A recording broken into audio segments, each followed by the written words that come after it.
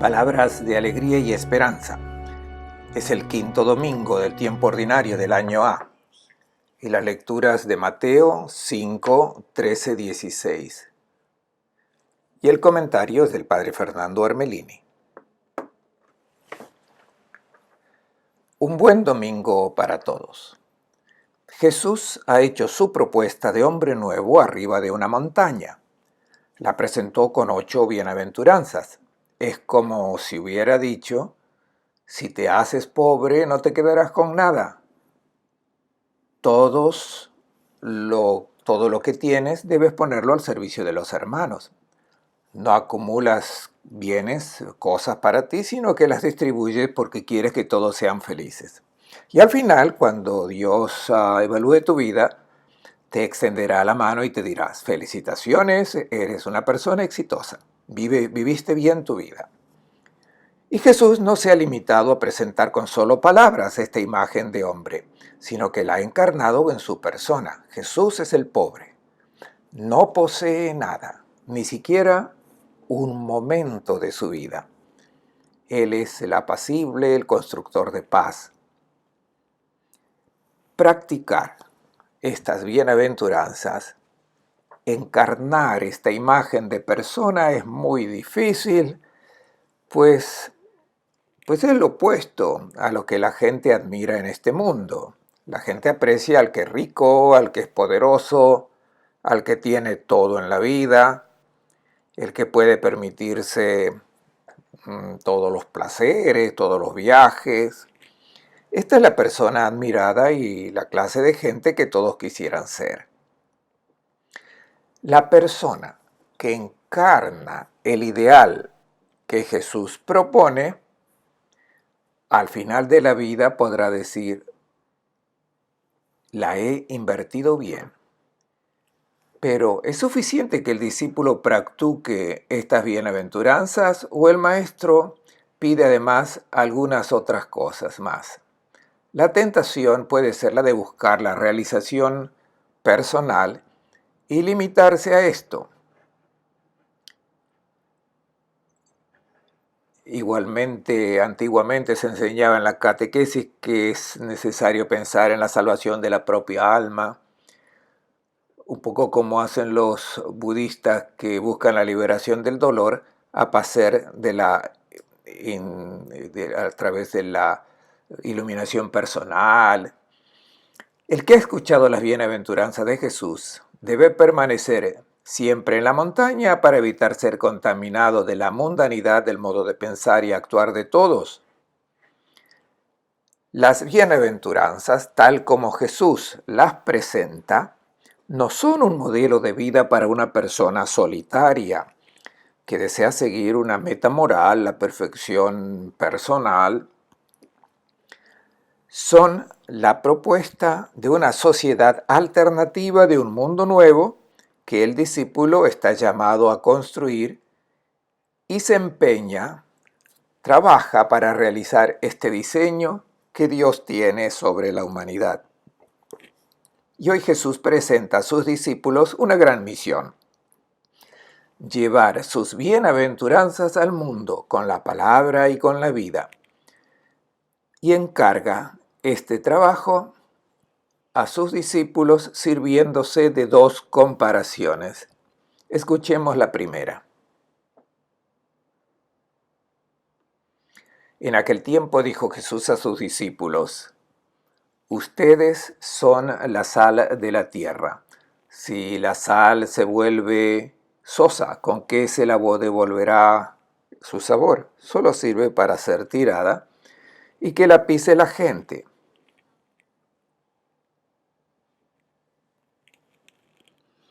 Ustedes son la sal de la tierra. Ustedes, ¿quiénes?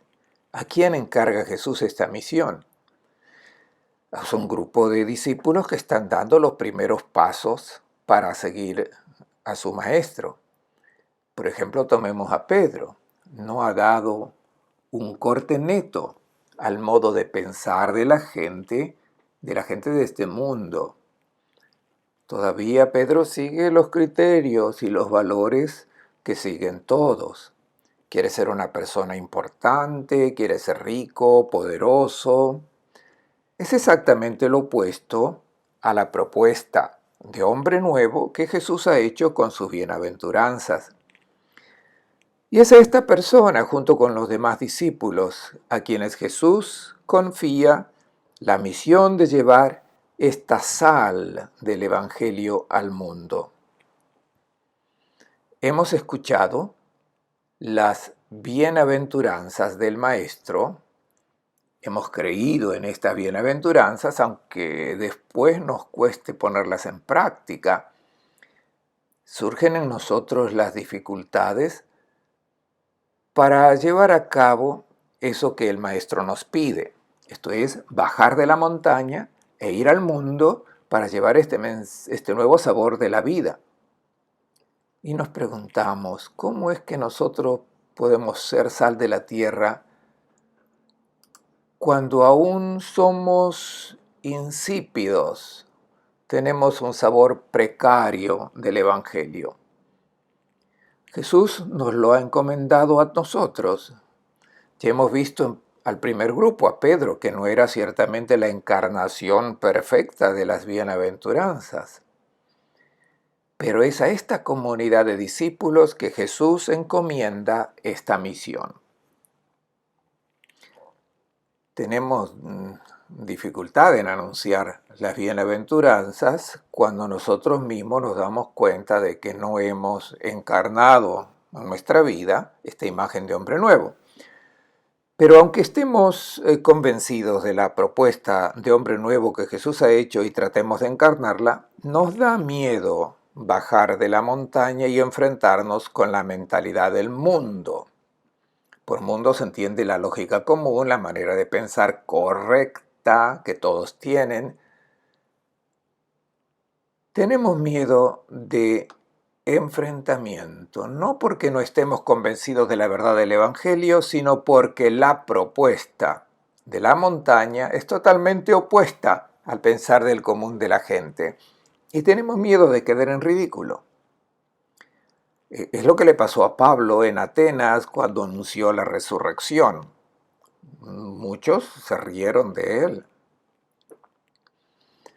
Aunque estemos convencidos, tenemos miedo de provocar esta reacción porque la manera de pensar de todos va en sentido contrario a la propuesta del Evangelio. Por tanto, preferimos hacernos a un lado, nos encerramos, un poco como los 11 en el cenáculo después del día de Pascua. Se encontraban dentro del cenáculo, habían trancado las puertas porque tenían miedo a los judíos. Es una imagen del miedo que también nosotros tenemos de entrar en el mundo, de comunicarnos con la gente. Y Jesús nos dice, deben ir en medio de la gente. La sal no existe para sí misma, está hecha para salar. Si permanece en el salero no sirve para nada. Es como si no existiese. Y si el cristiano se encierra, si no va al mundo, si no se mete en medio de la gente, pues no sirve. Por tanto, el primer mensaje de esta comparación es un no a la fuga del mundo, a la separación. Los cristianos no deben huir del mundo. Uno no se puede encerrar en uno mismo en una especie de autocomplacencia. Qué bien que estamos, que nos dejen en paz. No. Las palabras de Jesús son un no al aislamiento. En todos los contextos de la vida social, el cristiano está presente con una vida diferente del que está guiado por la mundanidad. La carta a Diogneto del siglo II es hermosa. Presenta la vida de nuestros hermanos de fe de las primeras generaciones. Estaban inmersos en la sociedad en que vivían. Quiero citar un pequeño texto de este maravilloso texto a Diogneto. Dice así: viven en ciudades griegas o bárbaras, según les cupo en suerte, siguen las costumbres de los habitantes del país, tanto en el vestir como en todo su estilo de vida, y sin embargo, dan muestras de un tenor de vida admirable y a juicio de todos, increíble. Habitan en su propia patria, pero como forasteros. Toman parte en todo como ciudadanos, pero lo soportan todo como extranjeros. Toda tierra extraña es patria para ellos, pero están en toda patria como en tierra extraña. Igual que todos, se casan y engendran hijos, pero no se deshacen de los hijos que conciben. Tienen la mesa en común, pero no el lecho. Viven en la carne, pero no según la carne. Viven en la tierra, pero su ciudadanía está en el cielo. Obedecen las leyes establecidas y con su modo de vivir superan estas leyes. Es el capítulo 5 de la carta de Ogneto. Tengamos presente que existe un peligro por parte del cristiano cuando se ve todo y solamente lo negativo en el mundo. No. Veamos ahora cuáles son los significados de la sal que Jesús emplea. Las funciones de la sal son muchas y probablemente Jesús se refería a todas estas utilizaciones de la sal empleadas como metáfora de lo que debe hacer el cristiano que encarna el Evangelio en la sociedad que vive. El primer y más inmediato significado de la sal es el de dar sabor a los alimentos. Desde muy antiguo la sal pasó a significar el símbolo de la sabiduría, sapere, saber, sabor. Hoy se dice que una persona es salada, una persona sabia, tiene sal en la cabeza. También decimos que una conversación es insípida, insulsa, cuando es aburrida, sin contenido. Cuando una persona sabia está en el medio de un grupo, la conversación alcanza otro nivel, es más interesante, más agradable. En la carta a los Colosenses, Pablo emplea la comparación de la sal. Dice que sus conversaciones, las conversaciones entre cristianos, sean siempre agradables y con sal. Jalati ertímenos, con sal, bien sazonadas. Tenemos aquí una primera aplicación para nuestra vida. Cristianos que viven en medio de la sociedad, que viven en contacto con quienes han hecho otra elección de humanismo. La manera de hablar de un cristiano es diferente del que sigue otros criterios. Por tanto, el cristiano no puede ser vulgar, trivial. El lenguaje obsceno y grosero no corresponde a la manera de hablar de un discípulo que quiere ser sal en la sociedad. No debe caer en la vulgaridad. Entonces la sal da sabor. El Evangelio da sabor a la vida. Por tanto, no es cuestión de una manera de hablar más o menos fina y educada, sino de algo mucho más importante y decisivo. El Evangelio, encarnado en un cristiano, lleva al mundo el verdadero sentido de la vida. Conocemos vidas llenas de presunción, de engreimiento, de frivolidad, de sandeces, con lo cual se intenta cubrir el vacío del sentido de la vida. Por eso la necesidad que el cristiano entre en esta sociedad y sea testigo de los valores por los cuales vale la pena vivir, los valores que dan sabor y sentido a la vida. Pensemos, por ejemplo, que sin la sabiduría del Evangelio, ¿qué sentido tienen las alegrías? Que luego se acaban. Los dolores, la sonrisa, las lágrimas, las fiestas, las pérdidas, incluso los hijos, los sobrinos, los nietos, ¿qué sentido tienen si nuestra vida no tiene sentido? ¿Por qué los traemos al mundo? ¿Qué esperanzas puede alimentar la persona en este mundo sino solamente una alegría pasajera? son las que están sugeridas por el Cogelet en el Antiguo Testamento: comer, beber, gozar de los bienes en los pocos días de vida que el Señor nos da. Entonces la vida puede ser o sabrosa o insulsa. La sal de la esperanza, la sal de las motivaciones de vivir, debe ser el Evangelio anunciado por el cristiano en la sociedad en que vive. Hay que dar sentido a esta vida. Estamos de pasada en este mundo y tenemos un destino. Si no existe esta perspectiva de un destino último, entonces hay que contentarse con las alegrías a corto plazo. El segundo empleo de la sal: conservar los alimentos. En aquel tiempo no existían los frigoríficos, y para impedir que se estropeasen los alimentos y para conservarlos lo más posible, se empleaba la sal. Pensemos en queso, la carne, el pescado.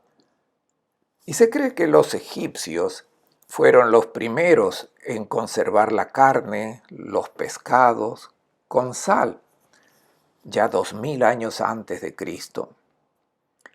El historiador Estrabón ya recordaba en su geografía una ciudad sobre el lago Magdala. La llamaban Tariquea, literalmente el lugar donde se procesa el pescado. Allí se salaba el pescado, que luego era distribuido en todos los mercados de Galilea. Mucha sal se llevaba desde el Mar Muerto a Egipto. En tiempos de Jesús la sal era vendida en bloque en los mercados. Era muy valiosa. En Séforis, por ejemplo, se vendía esta sal. Y por el hecho que la sal impide la corrupción de los alimentos, ha sido relacionada espontáneamente a la corrupción moral y también como protección contra las fuerzas negativas, contra los espíritus malignos. En la preparación del agua bendita se utilizaba poner un poco de sal como protección contra todas las fuerzas malignas. Hay muchos que lo emplean también hoy en este sentido, cuando ponen sal para inmunizar de la mala suerte y de los maleficios. El cristiano es sal de la tierra también en este sentido. Está llamado a impedir la corrupción con su presencia, a no permitir que la sociedad, guiada por malos principios, se descomponga en decadencia.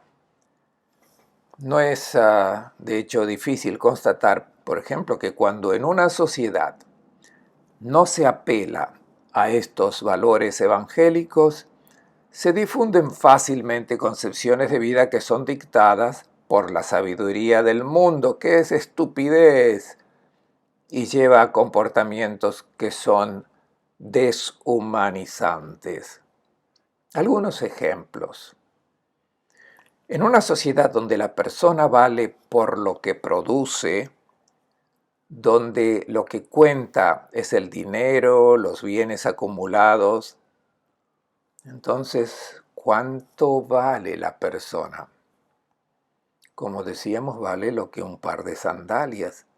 O, como dice Jesús, la persona vale menos que un cordero, porque es el dinero, la producción, lo que cuenta.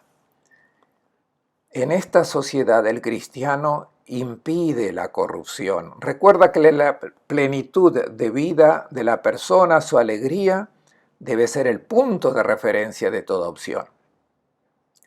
Otro ejemplo.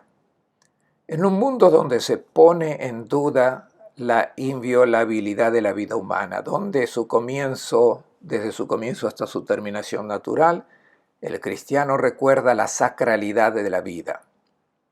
Aún más, donde la paternidad y la maternidad se presentan como un derecho que puede ser logrado de cualquier manera, En esta sociedad el cristiano reclama la aceptación incondicional a la vida, que es un don que Dios hace al mundo.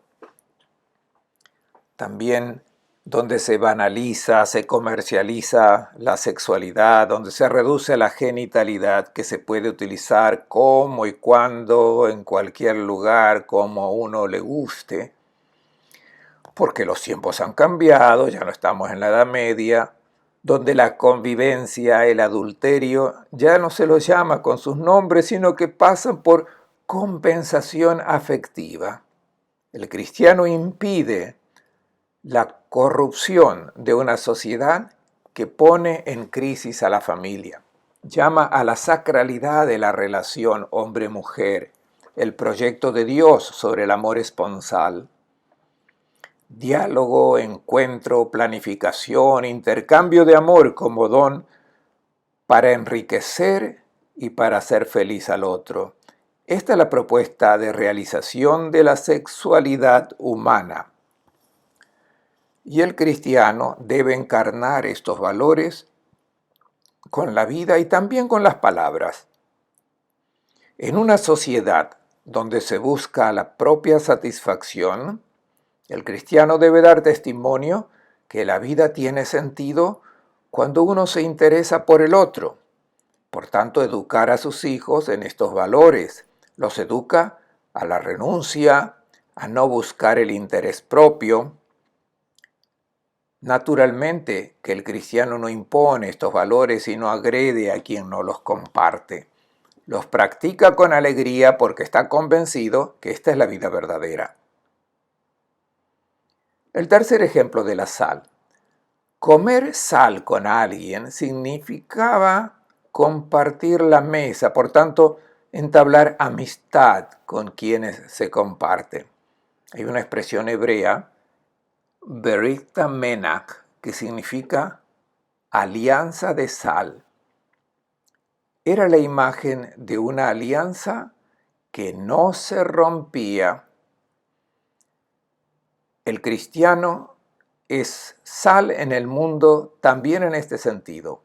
Recuerda el amor incondicional de Dios, la alianza que Él ha hecho con el hombre, con la humanidad, y que no depende de nuestra respuesta. Su amor es incondicional.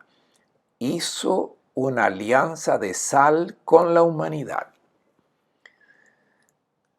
Pienso en los esposos cristianos que están llamados a dar precisamente este testimonio de amor incondicional, indefectible. Jesús continúa diciendo que la sal puede perder su sabor, pero los químicos nos dicen que esto es imposible, la sal no pierde el sabor. Pero aquí se emplea el verbo griego moraino, morante, que significa alucinar, enroquecer.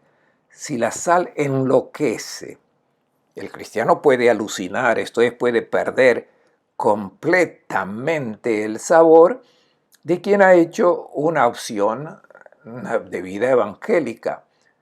No se presenta más como un verdadero discípulo, sino que piensa como todos los demás, por tanto piensa, actúa, habla, como lo hacen todos. Está alucinando, esto es, está volviendo a la sabiduría de este mundo que para Dios es locura. La única manera de hacer perder el sabor a la sal es mezclarla con cualquier otro alimento. Le hace perder la pureza, lo propio, lo genuino. El Evangelio tiene su propio gusto y hay que conservar este gusto, no va alterado. De otra manera ya no es Evangelio.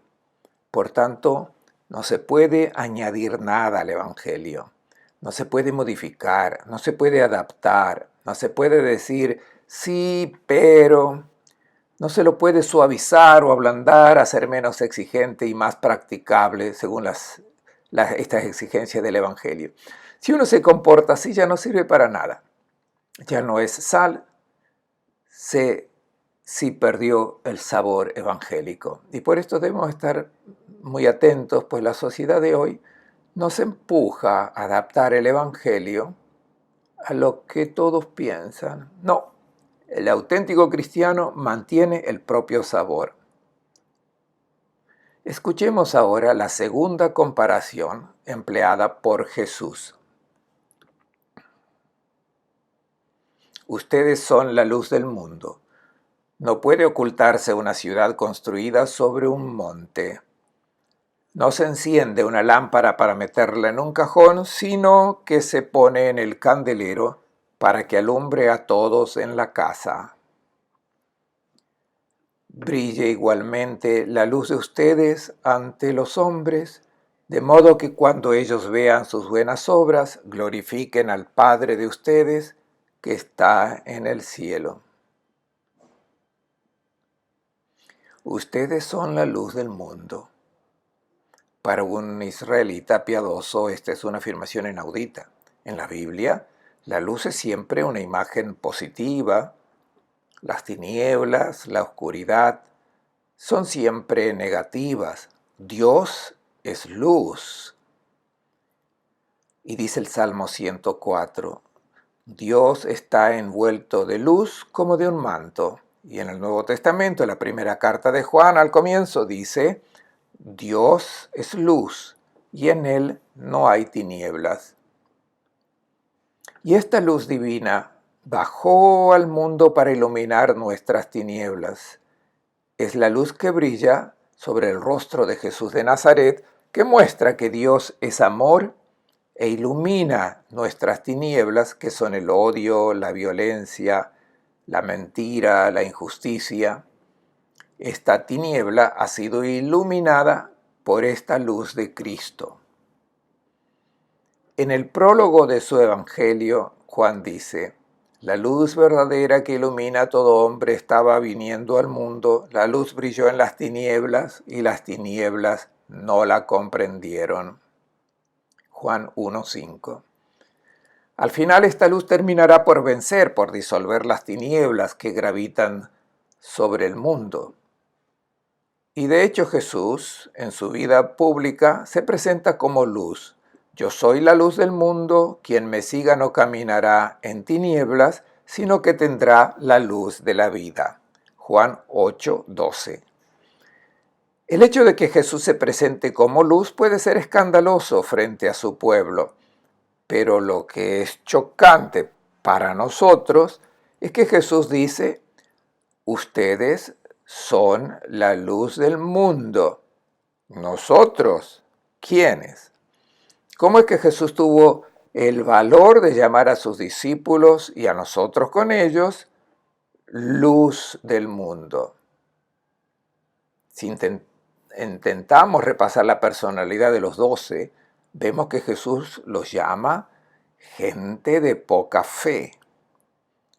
Esto es solo un pequeño ejemplo de la adhesión a la propuesta de Jesús. Recordemos lo que pasó en Cafarnaúm. Cuando llegaron a casa, Jesús le preguntó, ¿de qué hablaban en el camino? Y ellos no responden. Se quedan en silencio porque están avergonzados. Habían discutido sobre quién es grande. No habían comprendido la imagen de hombre nuevo presentada por Jesús en las bienaventuranzas. Tienen problema en aceptar el rostro de hombre nuevo presentado por Jesús. Y todavía más, en la última cena están todavía discutiendo quién es el grande y el primero entre ellos. Pero incluso después de la resurrección todavía están llenos de dudas. Y cuando surjan las primeras comunidades cristianas, veremos que todavía hay discípulas y discípulos en discusiones, incomprensión entre ellos. Son estas personas las que deben ser luz, esto es, portadoras de la luz que es Cristo. Jesús se está dirigiendo a nosotros.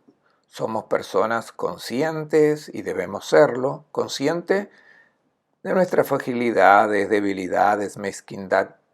Pero esto no nos debe llevar al descorazonamiento porque Jesús se fía en nosotros. A nosotros ha confiado su luz. Quizás una pequeña centella, pero es siempre la luz de Cristo. Y si uno se esfuerza en encarnar el Evangelio en la propia vida, en esa persona brilla el rostro de Cristo. Como dice Pablo en la carta a los Gálatas, no soy yo quien vivo, es Cristo quien vive en mí. Gálatas 2, 19, 20. La comparación de la luz completa la imagen de la sal. La sal se mezcla con los alimentos, pero la luz no se mezcla con la oscuridad o con las tinieblas. La luz muestra lo que es bueno y lo que es peligroso, lo que es comestible y lo que es veneno, lo que hace bien y lo que hace mal. Muestra cuál es el camino seguro y cuál el camino peligroso, con riesgo, pues se puede caer en un barranco.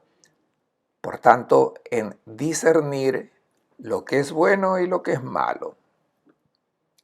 El discípulo está llamado a ser luz con su palabra y con su persona y con su vida. Hagamos una reflexión. Reflexionemos sobre la luz de este hombre verdadero que es Cristo. Un cristiano no puede reflejar en su vida la luz que viene de los programas baratos de la televisión, de los escenarios donde se exhiben las estrellas de este mundo. El cristiano no luce desde la vacuidad de vidas que muchos admiran. No, el cristiano no brilla con esta luz. El cristiano es reflejo de otra luz. Jesús introduce ahora otra imagen bíblica. No pueden ocultar una ciudad construida sobre un monte. Por tanto, esta luz debe ser bien visible. La comparación que Jesús utiliza de la ciudad que está sobre el monte no es para invitar a los discípulos a que se hagan ver, como tantas veces se ha hecho. No practiquen sus obras para ser admirados por la gente. Que no sepa a tu izquierda lo que hace tu derecha. Haz el bien y basta.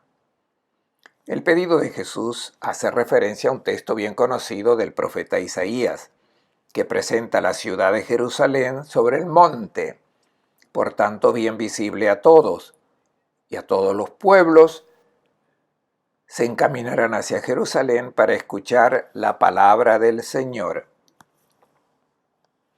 Jesús viene a decir, no será Jerusalén la ciudad donde acudirán todos los pueblos, sino hacia la comunidad de mis discípulos, donde todos los pueblos caminarán para recibir la luz que guía el camino de sus vidas.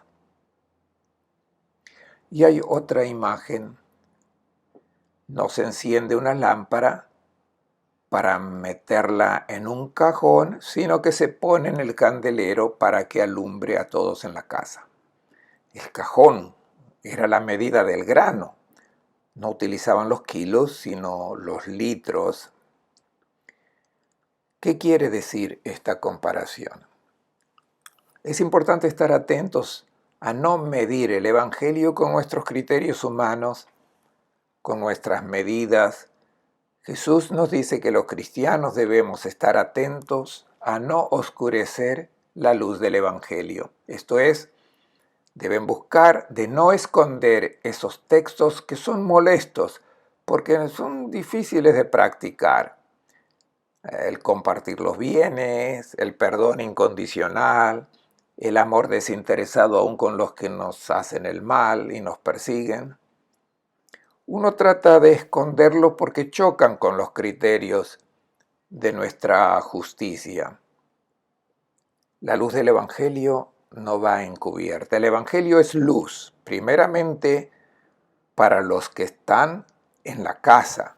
Esto es, antes de brillar delante de los demás, debemos haber recibido nosotros esta luz.